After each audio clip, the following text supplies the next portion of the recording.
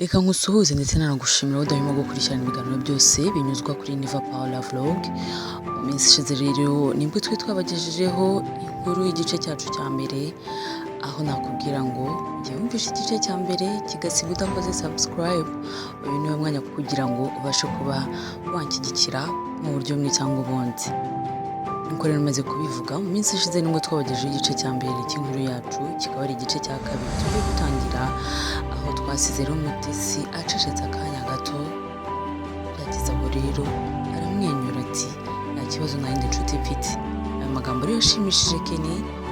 Mutesi rero yaramutwaye uruhu n'uruhande.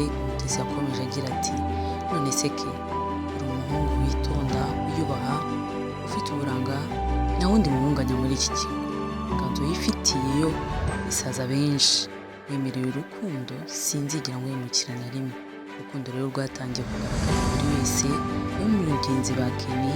Bamaze kubona ko urukundo akunda Mutesi ari urukundo nyarukundo, batangiye kumugira inama bamubwira ko Mutesi atari umukobwa wo kwisukira.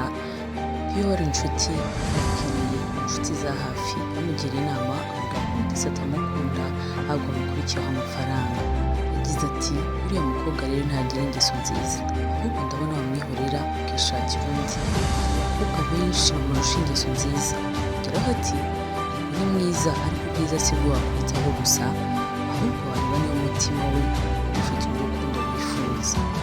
Urukundo rero ntirwibanda ku bwiza gusa, kandi mbona ari cyo bibanzeho kurusha ibindi byose. Abasore bagiye bakurikira ubwiza bw'abakobwa ariko bikarangira bicujije. Isumbi uriya mukobwa afite ni nyinshi ntiwabisobanukirwa wowe kutamuzi. Burya kuko ngo amaso akunda ntabona neza. Kenny rero yijeje Pio ko azakora uko ashoboye agahindura Mutesi.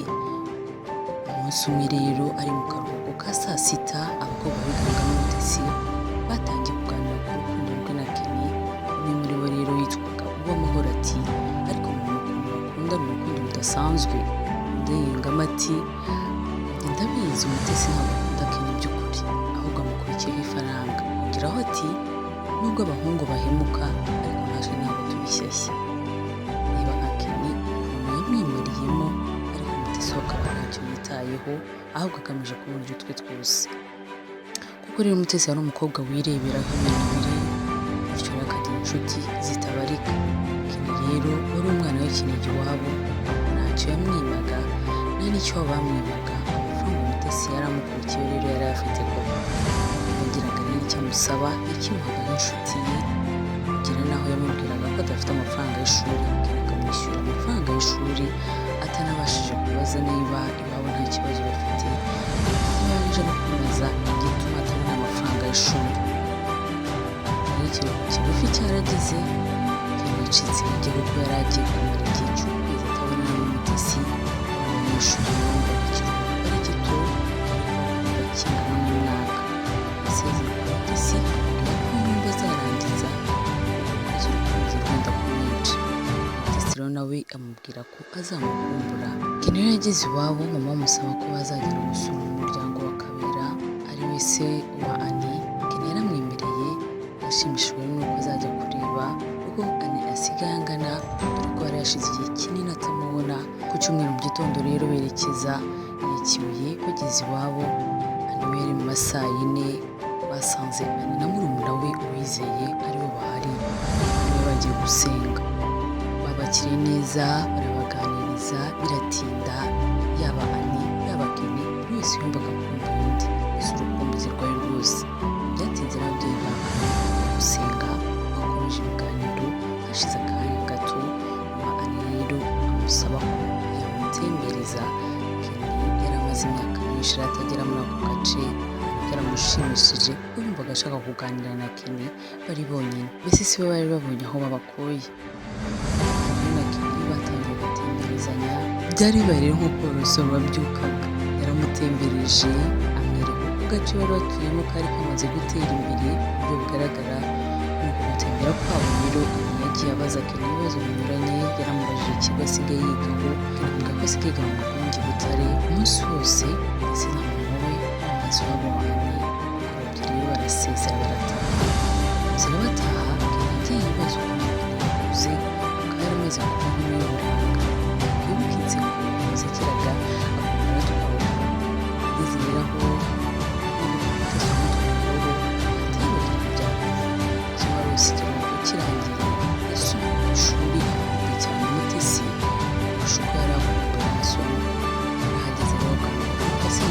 we ataraza yategereje nk'amasaha abiri kuri we yumvaga ari nk'ikinyejana. Yaramukumbuye bidasanzwe. Kera kabaye rero Umutesi yageze ku ishuri akimubona aramusanganira barahoberana. Gusomana byo sinabikubwira nawe uri kubyumva uko byari bimeze.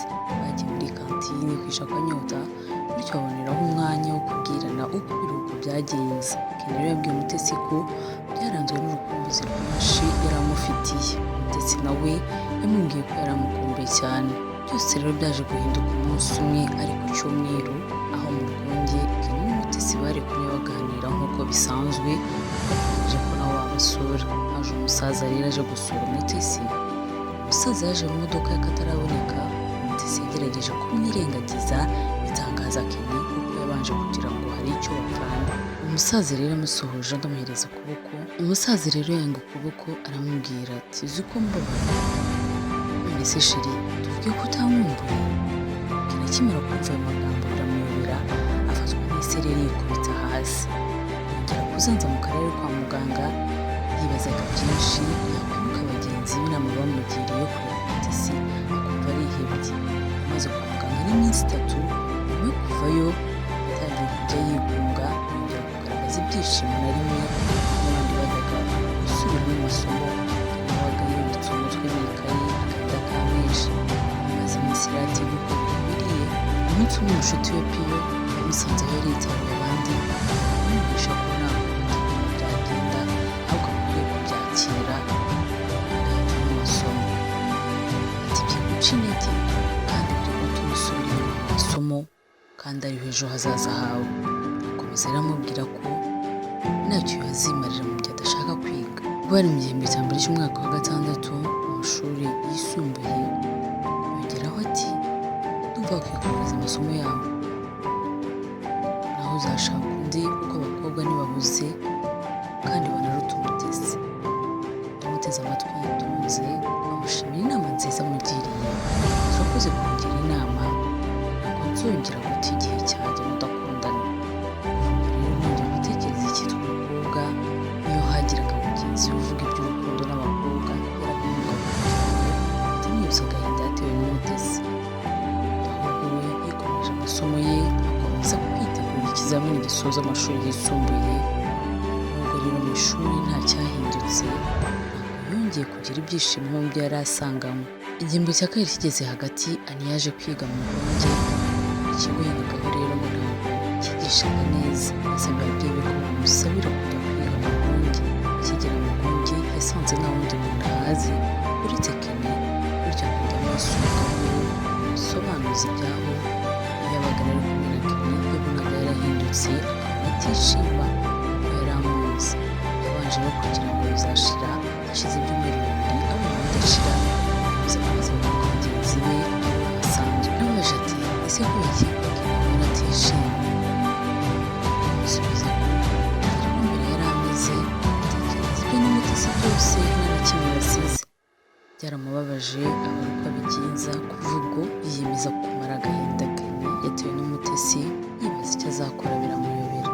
Umukobwa rero amaze kuba umukobwa ufite ubwenge, uzi kuganira no kwisanzura ku bantu. Umunsi umwe rero mu mpera z'icyumweru aganira na Ken amusaba ko niba amwemereye hari icyo ashaka kumubwira. Ken amubwira ko nta kibazo, yongeraho ati n'icyo nshaka kugusaba sinzi niba wacyemera. Amubwira ko niba gishoboka atacyanga. Arabanza yiyumvira, hashize akanya araterura ati none se Ken uzi neza ko twakuranye nubwo mwageze aho mukimuka twamaranye imyaka itari mike? Ageze hano rero ntangazwa no gusanga warahindutse. Ndibuka tukiri bato wasusurutsaga benshi, none si ko kimeze. Ndashaka kuguhoza amarira warize ukabona urukundo rwanjye ukabona ibyishimo bidashira by'umutima wawe, nkakumara agahinda watewe n'umukunzi gito. Ken amaze kumva amagambo ya Ani atunguranye avuga ko azamusubiza namara kubitekerezaho yitonze. Ikamushimira iyo wabasha gukurikirana inkuru yacu tukayirangiza. Niba utarakora subscribe iki nicyo gihe, ntuzacikwe n'igice cy'inkuru yacu kikaba ari igice cya 3.